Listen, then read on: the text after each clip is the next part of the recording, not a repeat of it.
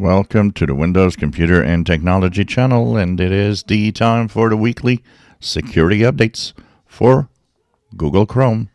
So today, February the 18th, we have the update. If you go in the upper right corner and three vertical dots, go down to Help and About Google Chrome, you will be sent to version 145.0.7632. Either 109 or 110, depending on the operating system that you are using. What does this fix? 3 high-severity security flaws. One is in the PDF, reading PDF on your browser. There's a flaw in the PDF, so that means that if you open a malformed PDF, you could be exploited. There's one, of course, once again, in the V8 scripting engine. That is attacked all the time. So that is another flaw. And there's another one in media.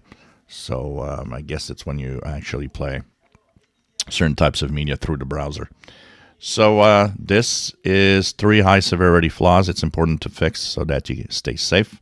So apply them as soon as possible, since this is your first line of defense. It's the browser that you use, and a lot of people do go online.